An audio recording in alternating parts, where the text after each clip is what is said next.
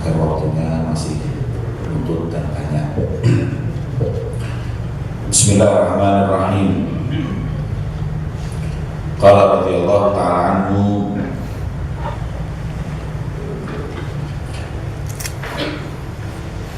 wa tajibu izaratul wasmi, dan wajib untuk kita menghilangkan tato, karena tato adalah salah satu hal yang menyebabkan tidak masuknya air ke kulit. Maka mandinya nggak sah, dan apabila di anggota wudu, ya wudunya pun tidak sah. Maka selain warid hadis yang melarang tentang wasm, yaitu tato, penyebab pengharaman adalah tadi itu, yaitu mencegah masuknya air ke kulit. Dengannya harus dihilangi, tapi dengan syarat in lam yakhaf mahzuran min mahzurat tayammum, apabila tidak ditakutkan terjadi hal-hal yang membahayakan dari hal-hal yang akhirnya diperbolehkan tayammum. Jadi kalau sudah kadung pakai tato, ya sudah. Kalau nggak mampu untuk menghilangi, maka ulama mengatakan dimaafkan. Tapi saat ini sudah ada teknologi canggih menghilangkan tato dengan laser, hilang bersih, hanya saja terlalu mahal. Adapun kalau menghilangkan pakai apa biasa, striko atau air keras, asam cuka atau gamping yang panas akhirnya melepuh dan akhirnya hilang, itu ulama mengatakan justru haram. Jadi kalau ada orang tatoan kepingin sholat, kongkong sembahyang wis, ya apa tatoku sekapopo insyaallah, stop banto, kemudian wudu mandi nggak apa-apa. Adapun yang tertutup karena apa? Yang tertutup karena tato tersebut dimaafkan. Makanya cara kita ngomong dengan orang yang pakai tato, kalau sudah pakai tato ngomongnya harus dimaafkan. Tapi sih nawai itu galau tato, ya apa ini? Aku lagi tato kok sembahyangku ya apa kasar, sembahyang kasar, sebab wudu kasar, atau sekasar, artinya kasar haram. Iki sing turun tatoan. Tapi nek wis tatoan ya wis gak apa-apa, wis kadung. Tapi nek wis tatoan wong sugih gak sah. Bilang ono sik ae berangkat nang dokter, bilang ono gawe laser. Karena mahal, katanya berapa senti itu sampai puluhan juta. Maka itu bagi yang mampu wajib untuk menghilangkan, tapi ini sih gak mampu. Makanya sing melarat itu sojole tato.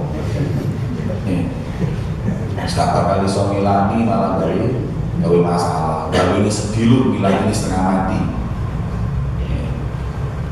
Kemudian wa yu'fa'an ma'al istijmari. Istinja itu dibagi dua. Ada yang pakai batu, itu namanya istijmar. Ada istinja yang pakai air, itu namanya istinja. Istinja itu menghilangkan ain dan athar. Ain itu adalah ainun najasah, athar adalah atharun najasah.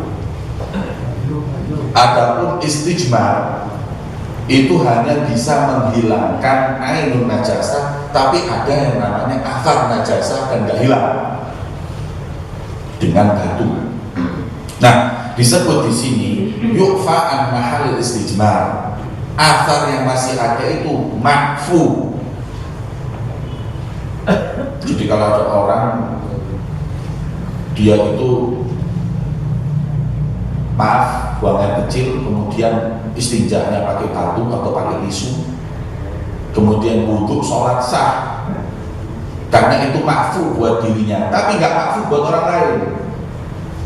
Maksudnya kalau dia tadi itu menyentuh orang sholat, orang yang disentuh batal, karena orang sholat tadi bersentuhan dengan najis. Mana? Yaitu athar najis yang masih ada ketika dia tadi itu istijmar, istinja pakai batu. Ya. Maka itu ya, kalau orang istijmar sholat jamaah hati-hati, jangan mepet-mepet. Makanya pas sembahyang ojo cidik-cidik mbek wong sing suka nyikil, ngitung-ngitung sikil. Sebab kalau yang nginjek sikil tadi itu istinjanya nggak pakai air, pakai batu, makfu buat dia, tapi buat kita tidak. Jadi kan pas dihitung ngono lupa batal sembahyang lu gara-gara sampean. Lu kok batal? Kalau istinja ke waktu aku banyu pakai air kok aku tak pikir sampean ke waktu. Jadi lah batal sama aku sembahyangnya. Karena para ulama berkata yang dimaksud dengan taswiyah fisof, meluruskan dan merapatkan, atau tarosi fisof, itu bihaitsu dobitnya tidak bisa dimasuki orang. Jadi mepet yang sampai batasan nggak bisa dimasukin orang.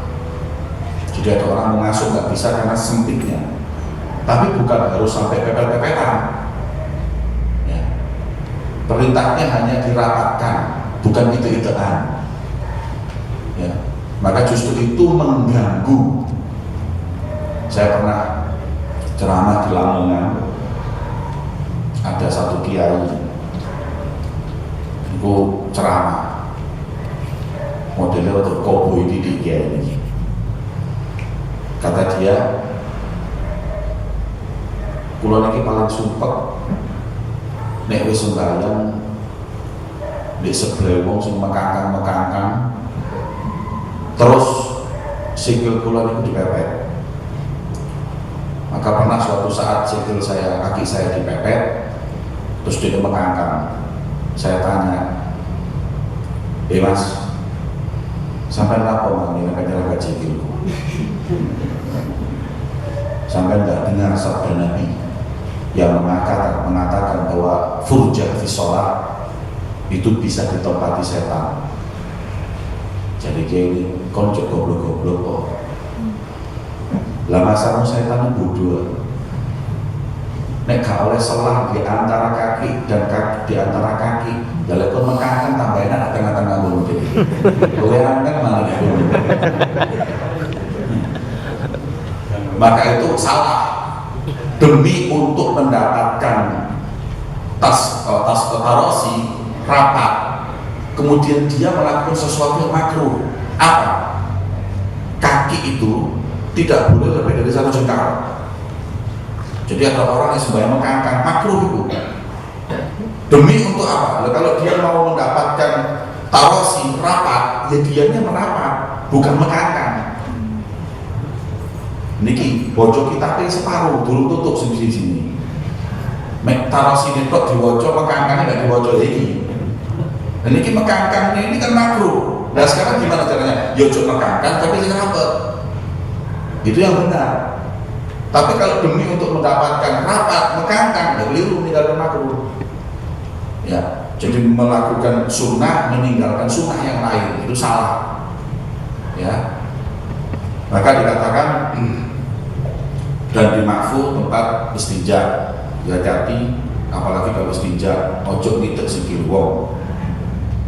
Dan makfu ini syari' al-mutayakin najasatuhu.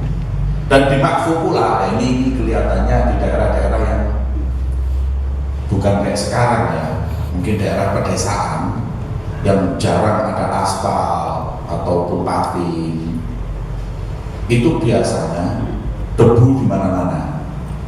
Nah, debu yang di mana-mana itu, tim syari itu, ya, tim syari itu adalah debu jalan raya yang pasti najisnya itu juga dimaafkan. Mungkin habis kena hujan, kemudian atau habis kena najis, terus kering, itu kan debu atau tanahnya kan najis. Tapi terus akhirnya karena dia itu kering, debunya kena kita. Iki debunya debu najis. Gimana hukumnya? Ulama mengatakan ma'fu. Ada kaidah di fikih yang mengatakan al-amru idza dhaqa ittasa. Di fikih itu ada kaidah kayak gini, segala sesuatu itu kalau menyempit akhirnya diperluas. Makanya seperti hal ini repot, kita jalan nanti bingung, was-wasan, nanti melakukan debu, mau direk najis, ngepot dulu, pas sepeda motor tabrakan gara-gara ngepot itu ngomong. Jadi gimana? Nggak usah repot-repot. Melakukan sebagai kok debunya kan najis, gak apa-apa. Mutayakin itu yakin najisnya, apalagi nggak yakin. Ini. Jadi apa namanya? Kita nggak perlu terlalu was-was. Debu di jalan ini gimana? Ini nggak apa-apa. Yang jelas-jelas najis saja nggak apa-apa, apalagi yang belum pasti. Kemudian pokoknya segala sesuatu itu dimaafkan kalau sulit bagi kita itu untuk menghindarinya, hal apapun. Ya khususnya kalau di Hadramaut itu dulu, sekarang sudah sangat banyak berkurang, mungkin di daerah Doan itu aja masih ada, itu sekarang sudah hampir punah. Yang namanya WC itu nggak ada, WC-nya mereka itu namanya hubbal. WC kalau orang kita bilang WC gantung.